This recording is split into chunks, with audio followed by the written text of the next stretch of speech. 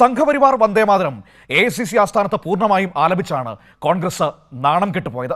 സോണിയാഗാന്ധി, മല്ലികാർജ്ജുൻ ഖാർഗെ, രാഹുൽ ഗാന്ധിയൊക്കെ പങ്കെടുത്ത സ്വാതന്ത്ര്യദിനാഘോഷത്തിലാണ് വന്ദേമാതരം മുഴുവൻ ആലപിച്ചത്. സംഭവത്തിൽ സോണിയാഗാന്ധി ഉൾപ്പെടെ അതൃപ്തി അറിയിച്ചെങ്കിലും ന്യായീകരണവുമായി കോൺഗ്രസ് നേതാക്കൾ രംഗത്ത് വന്നിട്ടുണ്ട്.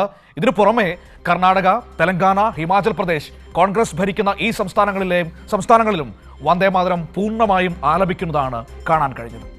വന്ദേ മാതരം വന്ദേ മാതരം സുജലാം സുഫലാം മലയജ ശീതലാം.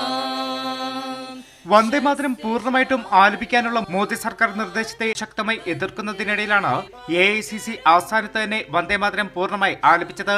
സോണിയാഗാന്ധി, അധ്യക്ഷൻ മല്ലികാർജ്ജുൻ ഖാർഗെ, രാഹുൽ ഗാന്ധി ഉൾപ്പെടെ പങ്കെടുത്ത സ്വാതന്ത്ര്യദിനാഘോഷത്തിലാണ് വന്ദേമാതരം പൂർണ്ണമായി ആലപിക്കപ്പെട്ടത്.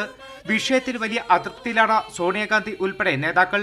ആദ്യത്തെ 2 സ്റ്റാൻസിക്ക് ശേഷവും ആലാപനം തുടർന്നപ്പോൾ ഒരു ഘട്ടത്തിൽ നിർത്താൻ സോണിയാഗാന്ധി തന്നെ ആവശ്യപ്പെടുന്നുണ്ട്.